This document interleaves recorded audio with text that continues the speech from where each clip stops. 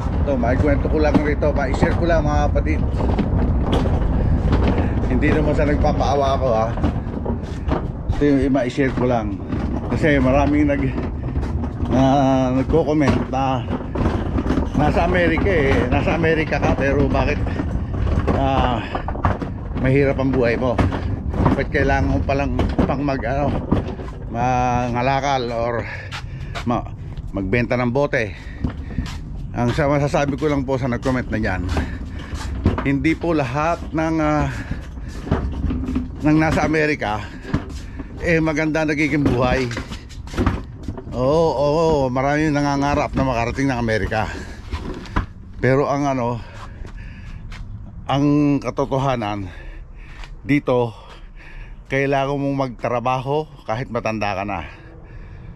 Yung iba nga, ang ganda ng profession sa Pilipinas, pero pagdating dito, caregiver, kahugas ng puwet. Yan.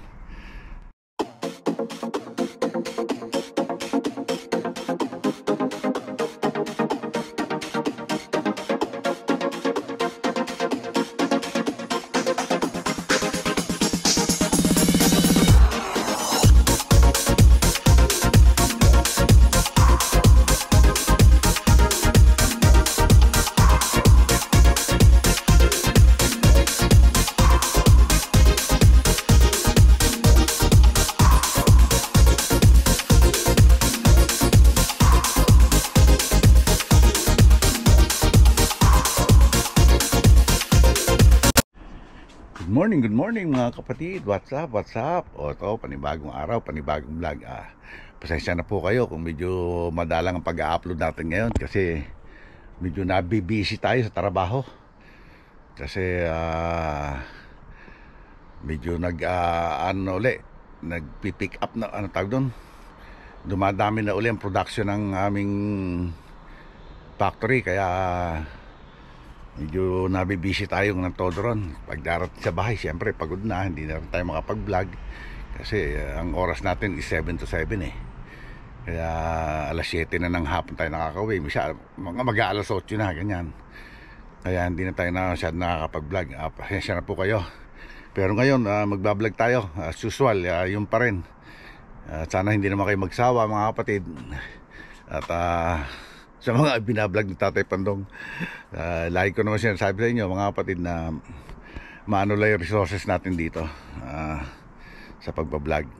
Lalo na may trabaho rin naman tayo, hindi naman tayo kumbaga nakatambay lang para mag-vlog na mag-vlog. Kaya pasensya na po kayo. At yung mga solid na naghihintay sa atin yan, maraming salamat sa inyo. Okay, bago na siya ng ating vlog nito, magpapasalamat po tayo sa Panginoon, panibagong biyaya. At ito po yung vlog natin ngayong araw na ito mga kapatid. At yun na nga po, naayos ko na yung ating dadaling kalakal sa recycling center. At ayun na iba, kailangan natin maging pera na yan dahil kahit pang man lang, pang laundry, para makakuha tayo ng pang laundry. Okay mga kapatid, at umpisahan natin paghakot. Ayan po siya. Ayan. Okay, umpisahan natin ang pagkakagka. Ay, mukhang hindi makikita. Sandali lang mga kapatid. Okay mga kapatid, ayan, nagkarga na natin. Ulak muna tayo ngayon. Okay, nakakakuha tayo ng magandang pagod ngayon para hindi masyado na sa likod. Matanda na, malalaglag ang phone ko, cellphone ko. Ayan. Hindi natin may pwesto na cellphone. Andali. Yan, hawakan na lang natin. Ayan. Yung ating gam, konti. Hindi mo na glass barrel.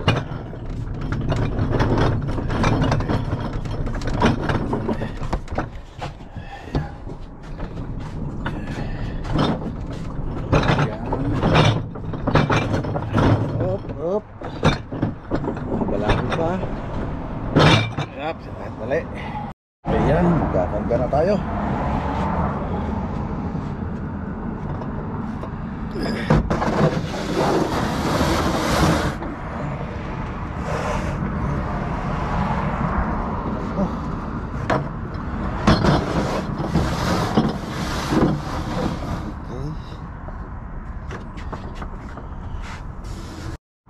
Ayan na, ikarga na natin yung dalawa. Okay. Okay, karga ulit tayo mga kapatid.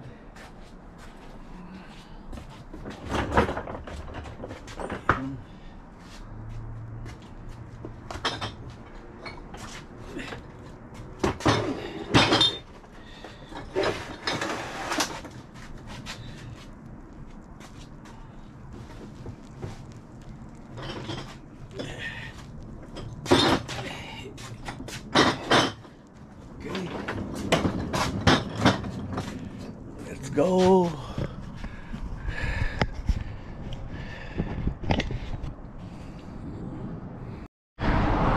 Karga ulit tayo. Ayan.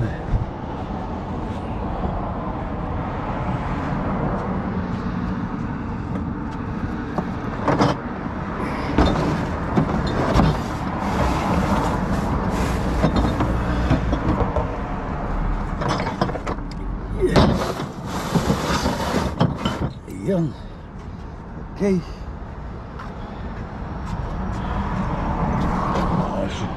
Sunod yung mga plastic bottle naman, saka ano, saka aluminum. Ito, maikwento ko lang rito, ma-share ko lang mga kapatid. Hindi naman sa nagpapaawa ko ha. Ito yung ma-share ko lang. Kasi maraming nagko-comment na nasa Amerika ka pero bakit mahirap ang buhay mo, bakit kailangan mo palang pang mangalakal or magbenta ng bote. Ang masasabi ko lang po sa nag-comment na yan, hindi po lahat ng nasa Amerika maganda nagiging buhay. Oo, maraming nangangarap na makarating ng Amerika. Pero ang katotohanan dito, kailangan mong magtrabaho kahit matanda ka na. Yung iba nga, ang ganda ng profession sa Pilipinas, pero pagdating dito, caregiver. Excuse me. Yung nga sinasabi ng ang ganda ng buhay ko sa Amerika, pagdating ko rito, tagahugas ng puwet. Yan ang reality dito sa Amerika. Lahat ng po pwede pagkakitaan, gagawin para kumita. Yan ang buhay dito sa Amerika mga kapatid. Ma-share ko lang doon sa nag-comment, sana maunawaan mo kung bakit. Siguro pag nakarating ka rito, malalaman mo.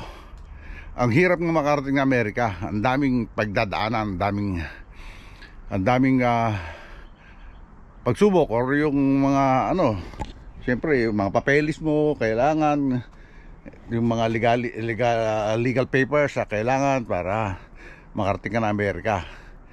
Pero pagdating dito, kaya nga yung iba talang ginagawa ang paraan na makapagtrabaho, kahit tagahugas ng plato, taga linis ng banyo, basta kung ano-ano para lang kumita. Kasi ang laki rin ng gastos papunta rito. Paano mo mababawi o paano mo ang tawag doon, yun nga, yung nandito ka na rin lang, kailangan tanggapin mo na kung ano yung magiging trabaho mo rito. Dito maraming opportunity ng trabaho, kaya lang hindi ka dapat mamili. May share ko lang mga kapatid. Ito naman ang bubuhatin natin. Isa-isahin natin to mga kapatid. Ayan. Okay, let's go. Yan. Dito nga pag nagtrabaho ka rito, sabi nga walang keme-keme. Kung gusto mo kumita, magtrabaho ka, di ba? Kasulad niya, tatrabaho ka rito, uupa ka ng bahay. Buti nga kung may makuha ka katulad ng sa amin na palibasa dalawa lang kami, room lang. Paano kung apartment? Sige nga, diba? Ayan, targa muna natin yun dyan, tapos balik tayo. Okay, so plastic bottle naman. to kasi extra income to. Kami umuubos din kasi kami ng sa paglalaba mga minsan $40, pinangbaba na 20. Pati kasi yung bayad sa laundry tumaas na rin at nagtataasan na lahat din ang bilihin dito sa Amerika, kaya kailangan din natin doble kayod. Okay, dito ka muna at mamaya iayos natin yan. Ay, natumba pa.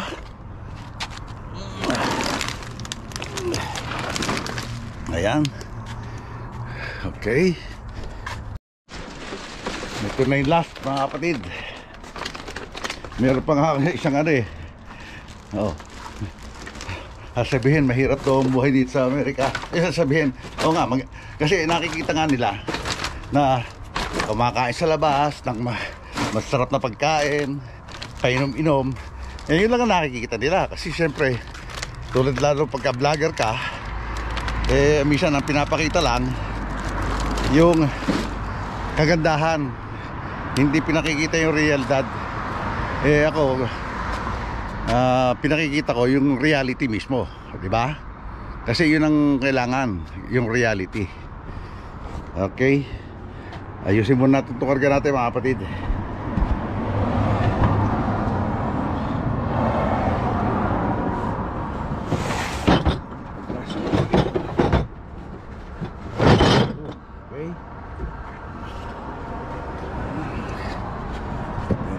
Talagay.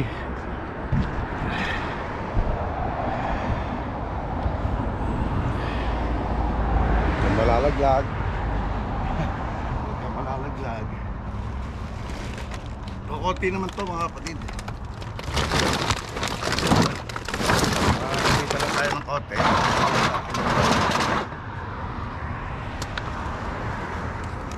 Okay.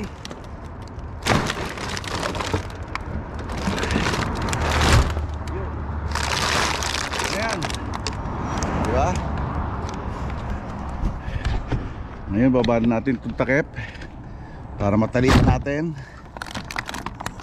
Ayan. Okay, para hindi sumabog.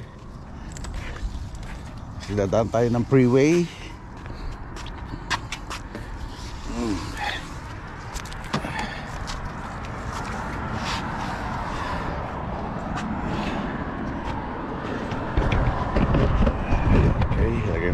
Yan, kalalaglag.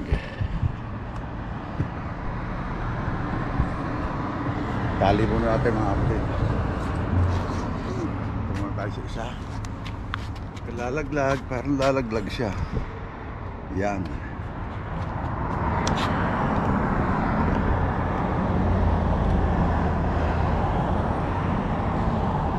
Lalaglag.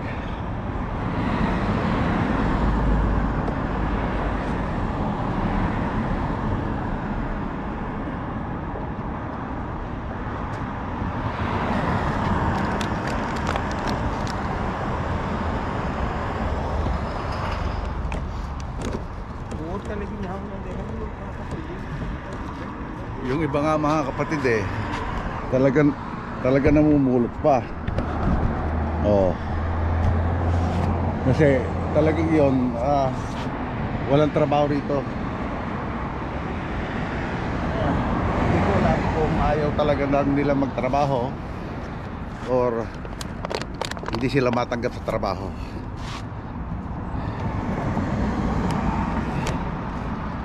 Meron namang iba siguro walang papel, kaya gano'n. Marami nga rin dito na Pilipino nagiging homeless. Kasi nga sa hirap ng buhay, walang maiupa ng apartment, tapos walang hindi matanggap sa trabaho. Hindi ko alam kung bakit, siyempre. Hindi ko alam kung ano dahilan nila. Meron namang iba depression, kaya yun ang nangyayari. Dito dapat talaga lagi kami pinaglilibangan para maano yung sarili mo, hindi ka ma-depress. Paano, mga kapatid, mamaya na uli. Naikarga na natin, siguro mamaya lang uli magkita tayo sa pagdadalaro sa recycling center sa pagbebentahan. Okay?